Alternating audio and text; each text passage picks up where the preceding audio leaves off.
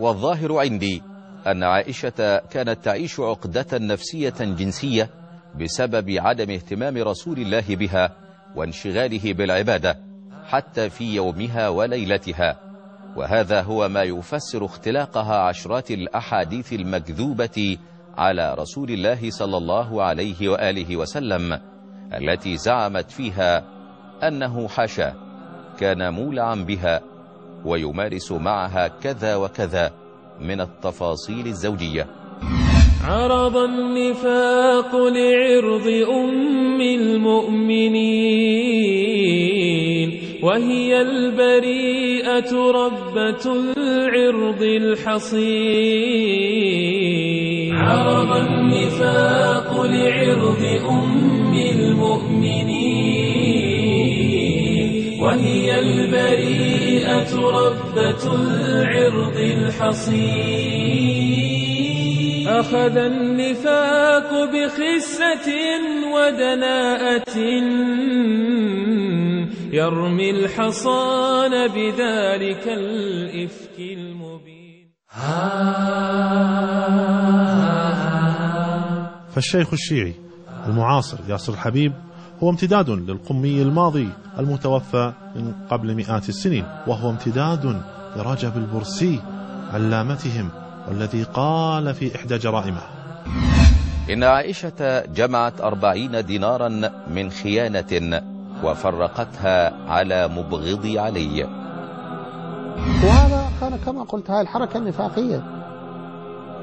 اقرأ سورة الأحزاب وشوف المنافقون كيف طعنوا بالرسول صلى الله عليه وسلم عن طريق أزواجه لما عجزوا عن اجتثاث الإسلام عن طريق العسكرية والحروب. بدأوا باجتثاث، يعني محاولة اجتثاث هذا الدين عن طريق الطعن بالرسول نفسه.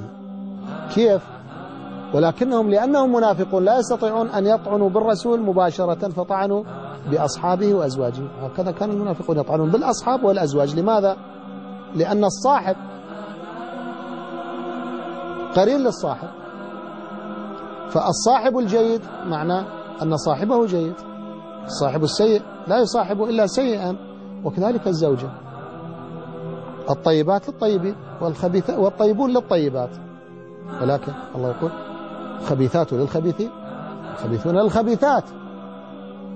فحينما تكون زوجة الرجل خبيثة لا يرضى الخبث في بيته إلا من هو متصف بهذا الوصف، وحاشا لرسول الله صلى الله عليه وسلم أن تكون زوجته بهذا المستوى التي زوجه الله إياها. الله تعالى هو اللي اختار لها هؤلاء الأزواج، وقال: لا يحل لك النساء من بعد ولا تبدل بهن من أزواج ولو أعجبك حسنهن، في سورة الأحزاب. الله يقول له: هذه الأزواج هن زوجاتك لا تزد عليهن ولا تطلق واحدة منهن.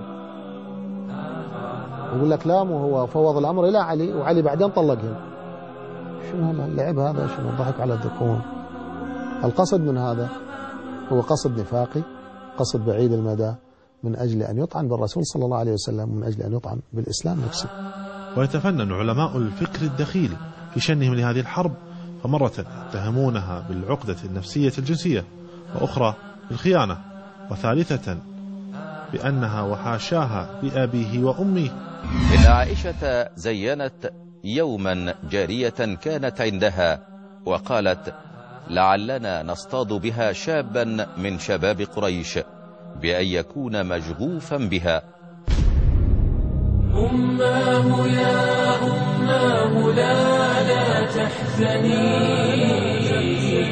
عرضي وعرض أبي وكل الأقربين، جعلت فداك فأنت عنوان التقى والطهر والإيمان والعقل الرزين. ولقد رماك المرجفون بفرية تنبيك عن غدر وعن حقد دفين.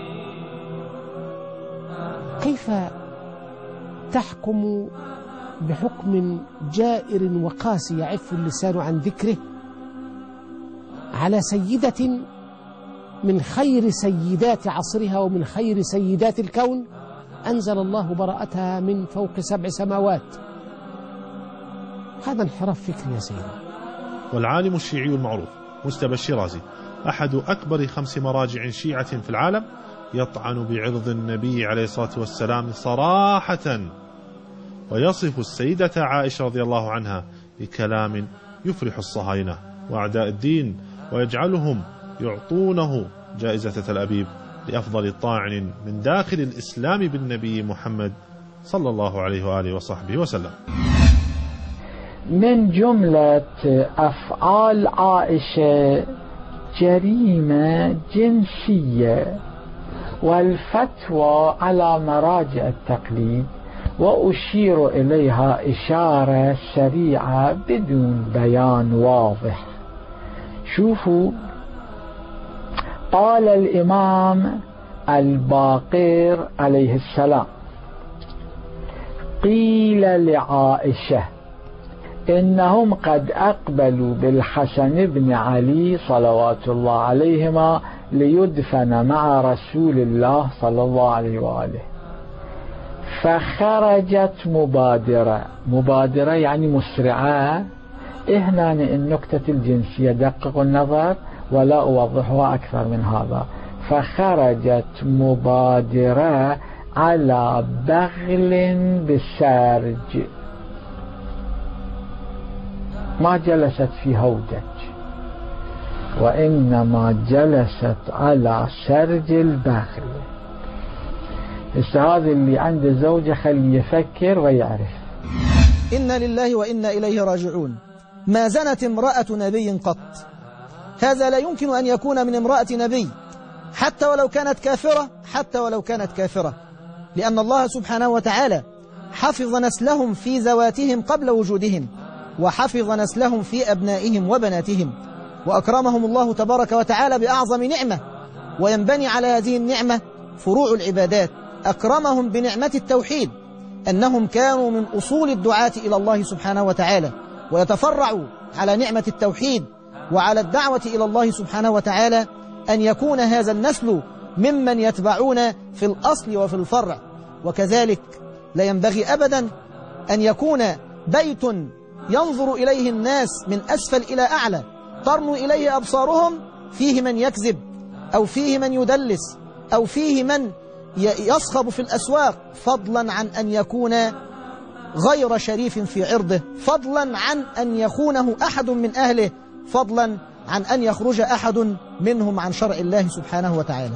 وحتى نزيل عنك بعض البرمجة التي تمت على عقلك الباطن من إشاعات عن زوجة المصطفى، نوضح لك مسألة كثيرا ما خدعوك بها.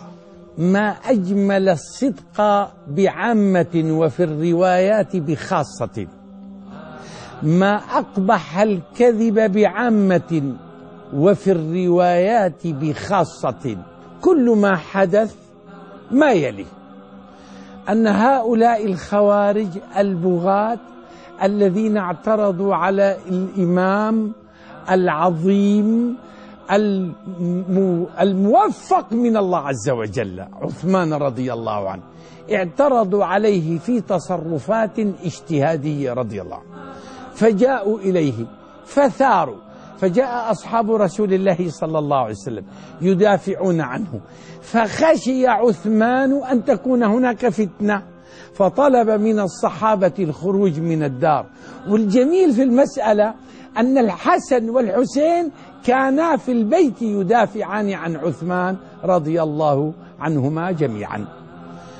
عثمان رأى أن يقتل خير من أن تكون بين المسلمين فتنة. حصل ما حصل من الفتنة، وكان لا شك هناك نزغ، والتقى الجيشان وأرادا كل منهما، للأسف كان أول مسألة تفاهم، ثم نزغ الشيطان ونزغ الدخلاء في هذا الأمر. ولما كانت عائشة رضوان الله عليها محبوبة من جميع الأطراف، ولما كانت عائشة بنص القرآن الكريم أما لمعاوية وأما لعلي وأما للمؤمنين في ذاك العهد وفي عهدنا. رأوا أن الأمة أن تتدخل في إصلاح ذات البين، لأنهم كلهم يحبونها، كلهم يعني الآن تعرف الأم يكون لها القول في البيت ويكون لها الأثر، وما وجدوا أنه ما في أب وقتئذ يمكن أن يجتمع المسلمون عليه كما اجتمعوا على أبي بكر وعمر وعثمان رضوان الله عليهم. فأتى الزبير وأتى طلحة